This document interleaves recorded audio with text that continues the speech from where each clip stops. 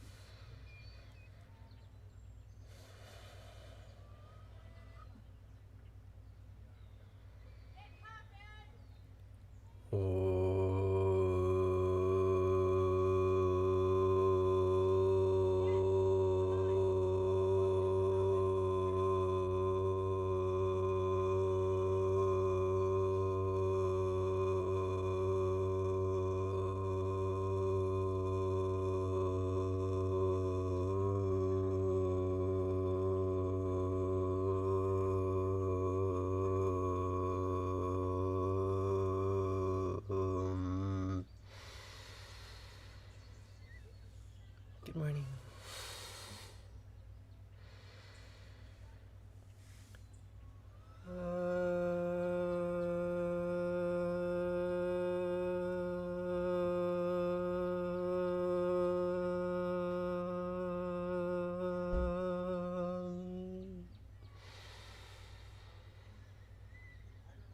So, we're preparing for morning mantras.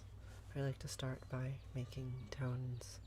Now we'll go up into a falsetto range, M2 vibratory mode.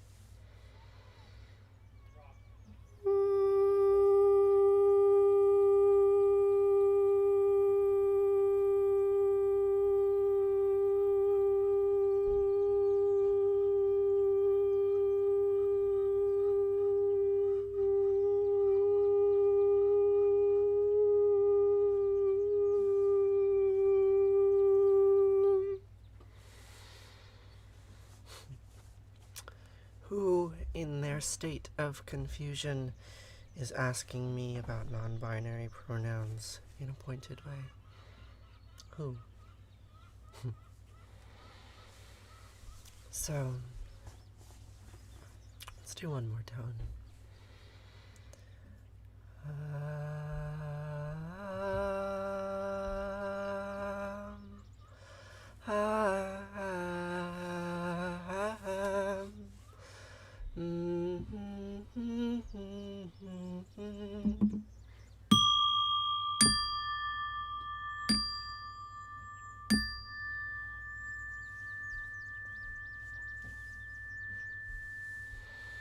Good morning, all.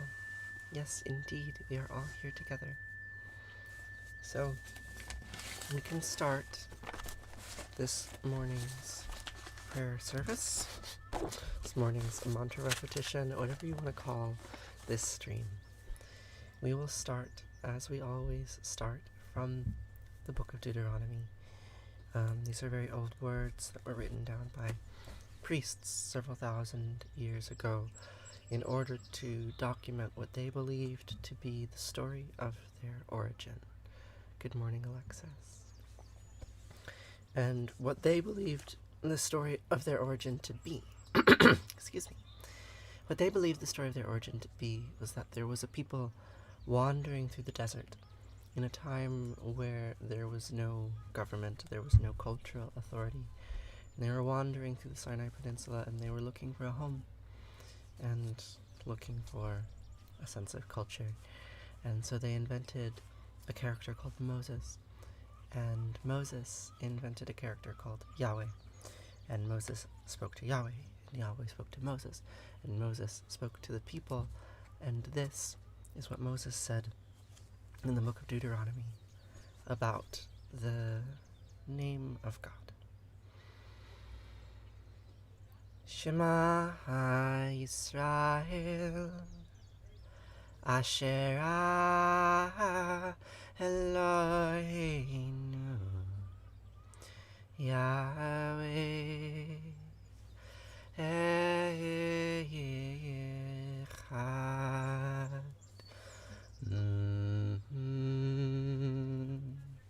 6 words. Thank you, Ectoplasm. I'm doing well, Skylar. I'm doing quite well. 6 words, which we can translate as listen, Israel. Listen, humans, in my phone. Yahweh, Eloheinu, Asherah, Echad. 3 of these words are names, and I've changed the names a little bit. Yes, I am Jewish, indeed. I've changed the names a little bit, but the names have changed throughout time. So sometimes you might hear in modern liturgy, Adonai Eloheinu, Adonai Echad. The Lord Eloheinu, the Lord is one. Yahweh Eloheinu, Yahweh Echad is how it is phonetically spelled. I replace one of the Yahwehs with Asherah because many Asherahs were replaced with Yahweh in the past. They're all names of Canaanitic deities. El was a northern Canaanitic god. Yahweh, a southern Canaanitic god. Asherah, a goddess. And Moses is teaching here, Yahweh, Eloheinu, Asherah, Echad, all of these characters that you have grown up with, that you have spent your life engaging with, they're actually all the same. They're all the same concept. They're all the same reality. The serpent consumes itself. All is one. Yes, I have been to Jerusalem, BNR. I've been to Jerusalem several times. It is a very special place. Have you been to Jerusalem? Do you live there? I don't love Jesus. I do love Jesus.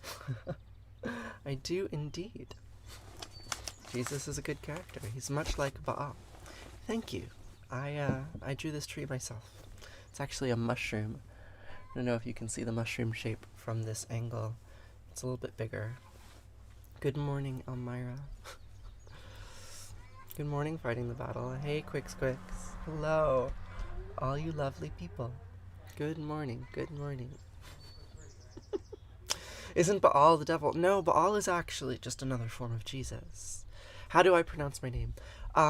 Well, the name that you can see here is Tiresias, who was a gender variant Greek sage. But the anglicized version of that name is Teresa. You can call me Teresa if you like. Baal was a Canaanitic deity who stopped being worshipped about 2,500 years ago after the Babylonian exile. But he was a rain god, a storm god, very similar to Zeus. How is Baal connected to Jesus? Well, they both died and were reborn. They both were gods of the eastern Mediterranean coast, who were responsible for the springtime, and who died and had to be resurrected by the other divinities around them. That is why they are the same. Yes, I am indeed Jewish, 66. So, you're asking me lots of lovely questions, but I do think we ought to continue. Otherwise we will get bogged down forever, because there's quite more from the book of Deuteronomy that we need to cover today. So, we have this 6 words, Shema Yisrael, Yahweh Eloheinu, Asherah Echad. Listen, Israel, Yahweh Eloheinu, Asherah are one. And what do we do with this? Well, the next words in this prayer scroll, the next words from the book of Deuteronomy, explain to us how we are to treat this strange metaphysical truth that cannot be evaluated using falsifiable heuristics. And we do this. We say these words. ואהבת את ענת אלוהיך ובכל לבבך ובכל נפשך ובכל מאודך וחיו הדברים האלה אשר אנוכי מצווך היום על לבביך ושיננתם לבניך ודיברת בם בשבתך בביתך ובלכתך בדרך ובשכבך ובקומך וקשרתם לאות על ידיך והיו לטוטפות בין עיניך וכתבתם על מזוזות ביתך ובשעריך. Yes, my accent is certainly off. I do not speak Hebrew. You don't need to... I mean... my mods, you're all lovely. You also do not need to be so enthusiastic. I don't mind being told that my Hebrew accent is poor, because indeed it is. Skylar, yes, I will make you a mod. We will need to sort out mod norms. Like, I mostly just let y'all do whatever you want, because I don't want to really engage in decision making around how to treat trolls. Um, it's largely up to you, but do know that I prefer to let people say what they want to say, even if what they want to say is somewhat harmful. I think my preference is that you really only mute or ban people that are saying repeated hurtful things. If they say something once, you can leave them be. It's only when we get the same comment over and over and over again that it ought to be moderated. Just stopped in to remind me to make a Patreon. Okay, okay. The thing is, Raven, I'm extremely busy. I'm teaching full time right now. I have interns in a tent outside that I built, and the tent has electricity, and there was a big rain last night, and there's something wrong with the circuit. I have to troubleshoot it, but I'm here right now because I want to be here with all of you. And, like, yes, if I make a Patreon, I will get some money, and that will be good, but it's difficult for me to prioritize. It's difficult for me to prioritize. That's why it's a reminder, not a demand. I deeply appreciate the reminder, because it's a reminder that, oh my gosh, there are people who care about me and who want me to be able to live my life to its fullest and want me to have the resources that are needed to share the way I see the world with others. That's amazing. Like, please do keep reminding me. It's really sweet. Um, my morning peacefulness sessions. Okay, Dudette, we can call them that. All right. I would love to hear your voice fighting this battle. Why don't you upload a video and tag me? I'd love to hear what your voice sounds like. That's usually what I do when I find a new TikTok account. I'm like, what does their voice sound like? Particularly if they're trans. I'm always very curious. All right. So, many distractions. But y'all are lovely mods. Y'all are lovely people. The Via Hafta. What does the Via Hafta mean? I think this prayer is just so profound.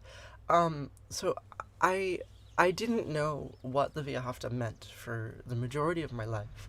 I went to Hebrew school from the time that I was, I don't know, 6 or 7 to when I was 13 and I had a bar mitzvah and I promptly said, this is ridiculous, I quit. Yes, I did train my voice. My voice used to sound like this, but now it doesn't. Anyway, the Via Hafta was repeated every time that I was in synagogue, right? And they were just syllables. Like, literally, I learned them as raw syllables, devoid of meaning, because I wasn't capable of understanding the meaning and no one was able to explain it to me using a framework that I could understand. But nonetheless, it was in my brain. And then I encountered it again when I was in Israel, when I was at the Western Wall. Because this is the prayer that you're supposed to say at the Western Wall, right? There's Hasidic Jews giving me pamphlets, being like, hey, here, say these words. I was like, oh, wait, I know these words. And these words, they're actually like a modern cat meme, in a very real sense. Here's what they mean, and you'll see what I say. It goes like this. V'ahavta et anat Elohecha. You shall love Yahweh Eloheinu. You shall love Anat, Asherah, all these names of God. You shall love God with all your heart, and with all your soul, and with all your might. And take to heart these instructions that I am charging you today. These words that are coming from my lips into my phone, through the sky, through outer space, into your phone, onto your screen, out of your speaker, into your ears, into your eyes, into your body. These words, take them and incorporate them, really take them on.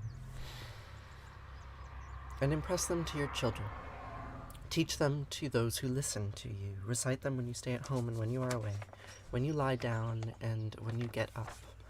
And bind them as a sign upon your hand, and let them serve as a symbol on your forehead. Inscribe them on the doorposts of your house and of your gates. Okay, Raven. Raven, I could make you a mod if you wanna mute people. Like, you're more than welcome to. If everybody thinks that Scream 97 is behaving unacceptably, please mute them. Like, I give these decisions up to your discretion. Here, let me friend you, Raven.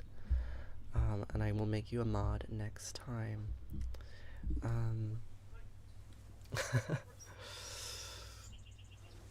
You have no idea how to be a mod. I mean, scream. All right, like there are all these dramas in the chat. There's all these dramas in my comment section, and by and large, I just ignore them. I have other TikTok friends that like take the controversies of the people who have opinions about them a lot more seriously, and I just can't. Right? Like, you all can have your opinions. You all can like make your little chatter, and like that's lovely. I'm here to do something a little bit different. But thank you. Thank you for caring. Thank you, mod team, for engaging. Elmira's enjoying the church as well. Yeah. I mean, y'all will just have to reach consensus.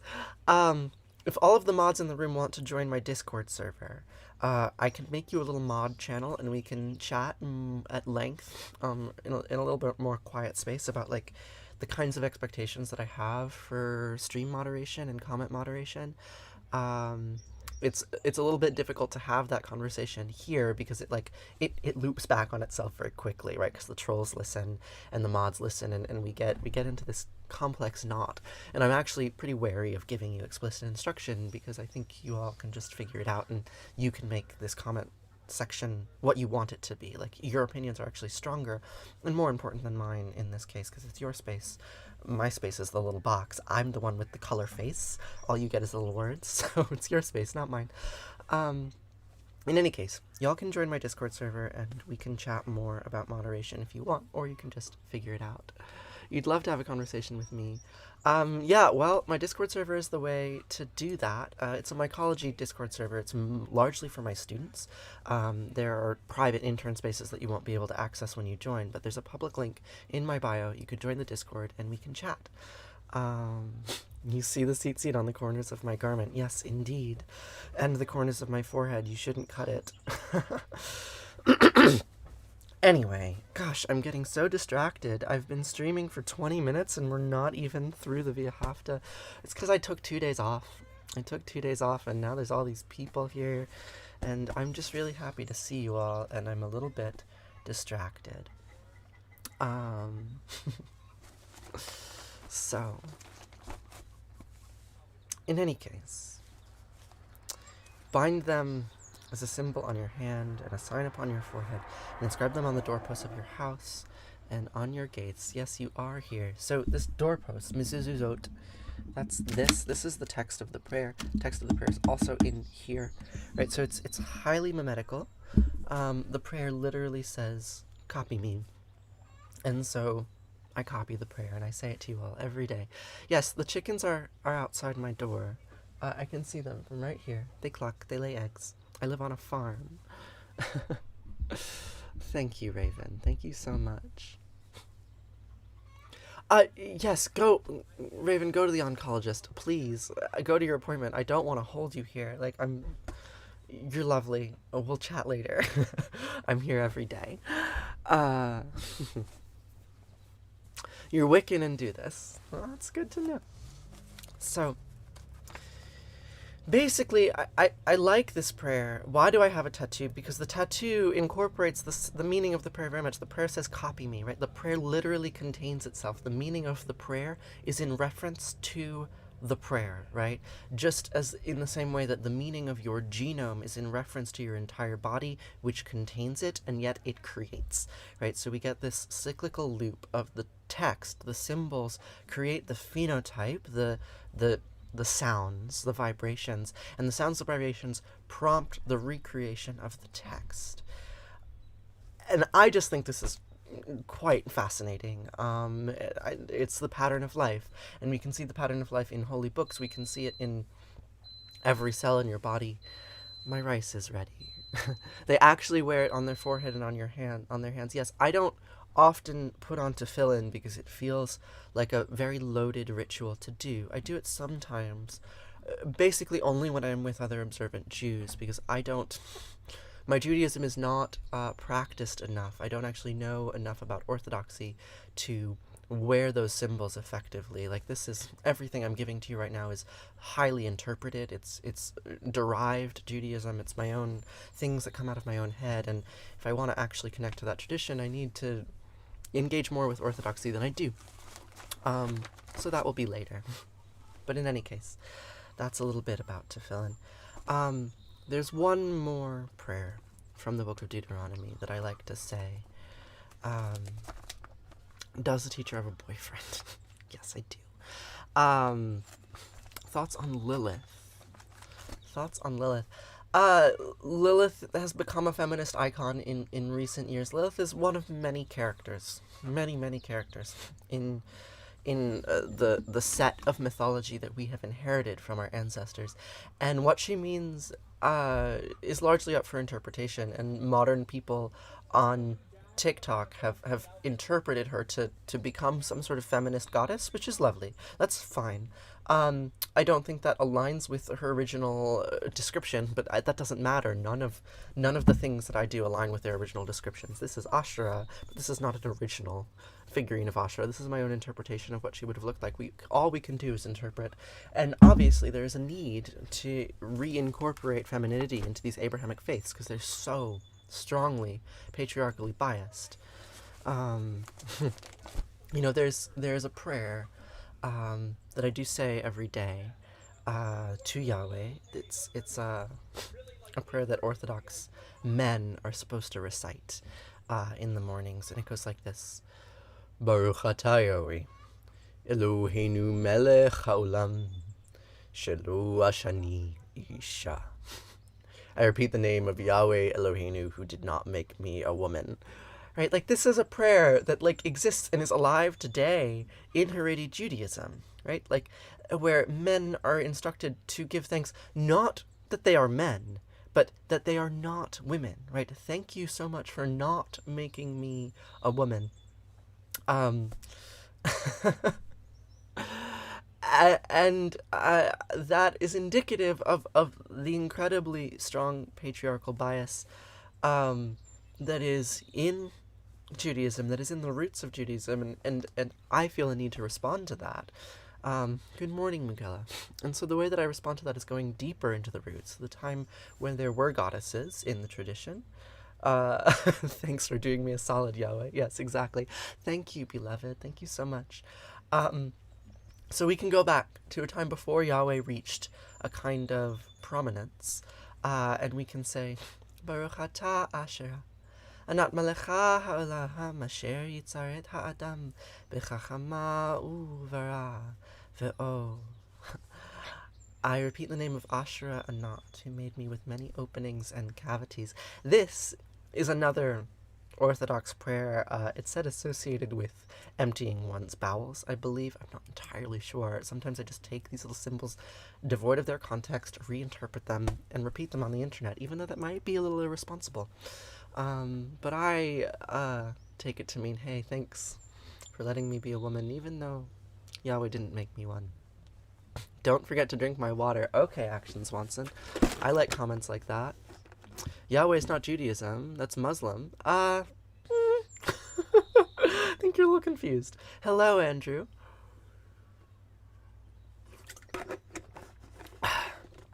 Alright, so I've missed a bunch of comments. People keep asking me about my thoughts on Yeshua, my thoughts on Jesus. I think Jesus is basically Baal. But that is neither here nor there. One more Hebrew prayer that I would like to tell you all right now. The anti-colonial prayer, the colonial prayer, goes like this. V'chaya, ki v'yachaya Elohecha, el ha'arz asher nisbai levotecha le'avram le'yiskach ol Yaakov, latet lach avrim gedolot v'davot asher lo vanita, uvatim mile'im kol teva asher lemilata, uvorot hatzavim asher lo hasat ba'kerim mizishim asher lo natata, ve'alachta v'shavata, hishamer lecha petishach et Yahweh asher tishacha, mi'eretz Mitzrayim mibet avadim. Thank you, Miguela. Free Palestine, indeed. Free Palestine. Why am I religious? What is the reason behind it? That is an excellent question. Well, let me answer that question from the frame of this prayer. Andrew, repeat your question. I'm sorry I missed it. There's a lot going on in the comments right now. But I will try to answer your question. Uh, the meaning of those words in Hebrew goes like this. When Yahweh Eloheinu brings you into the land that he swore to your fathers, Abraham, Isaac, and Jacob, to assign to you, great and flourishing cities that you did not build, houses full of all good things that you did not fill, hewn cisterns that you did not hew, olive groves that you did not plant, and you eat your fill. Take heed that you do not forget Yahweh, who freed you from the land of Egypt, the house of bondage. Do I believe that the Messiah has come yet? Okay, why am I religious? Do I believe that the Messiah has come yet? Is Yahweh the same as Jehovah? Yes, yes indeed. He has many names. Many names of many flavors. I'm a kind of atheist with style. Yes, Quicks. That might be the best description of it I've ever heard. Yes.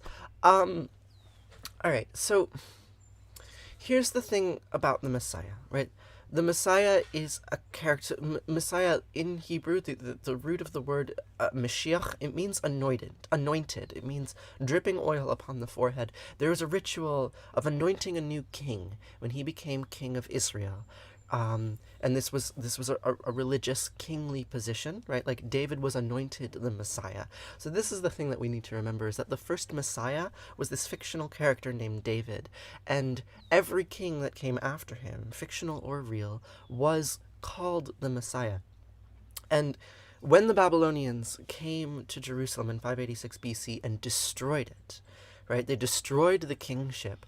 At that point, the mythologizing about the Messiah took on a new flavor, right? Because the Messiah became this calling, this desire. Like, the dreaming about the Messiah is basically the same dream as Free Palestine. It is almost identical in that the people who say Free Palestine and the people who dream of the Messiah coming are dreaming about a state for the stateless, right? A freedom from oppression, right? Where the oppressor leaves, the occupier leaves, and political autonomy returns, right? The original dreams about the Messiah is not about God coming down on earth. I mean, it is, right? Because the God King in the Temple Mount and blah, blah, blah.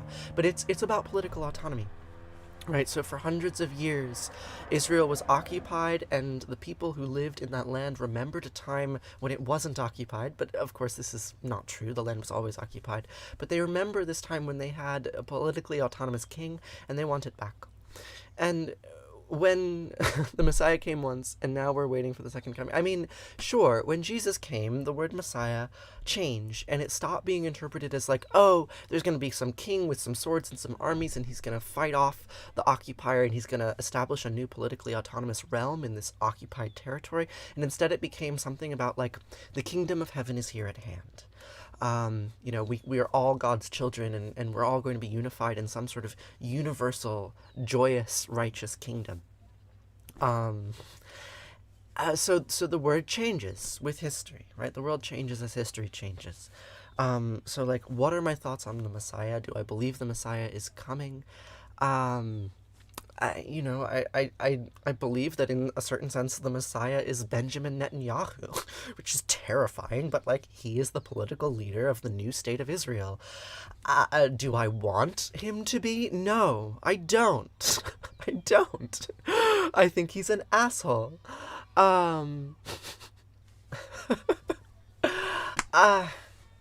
So why am I religious? Because I feel a need to connect to all this history. I need to understand.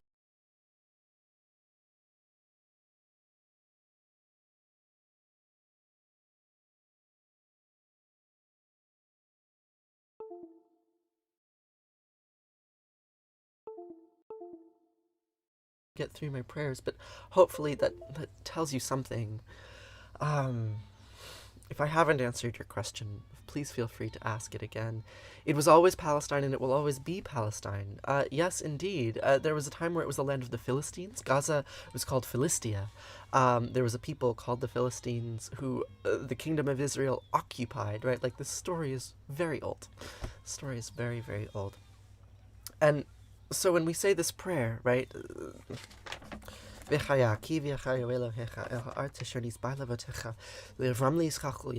Yahweh Elohim brings you into the land that he swore to your fathers, Abraham, Isaac, and Jacob, to assign to you, Remember that he did this. Remember that the land is occupied and will continue to be. Yes, those are my goats, Elmira. Those are indeed my goats. Remember that the land is occupied. Remember that it's stolen. And every single one of you, all of you white Americans, I know not all of you are white and not all of you are Americans, but most of you are, you live on stolen land, right? The world has been occupied. Israel was occupied first, perhaps Israel was the first colony. The first region to lose its political autonomy, just as political autonomy was emerging in the world. All land is stolen. From animals, yes. All land is stolen from animals, stolen from other people. We live on stolen land. And it is good to remember that. Yes, the Philistines, the Palestinians, Israel, the Samaritans, they all loved the same land.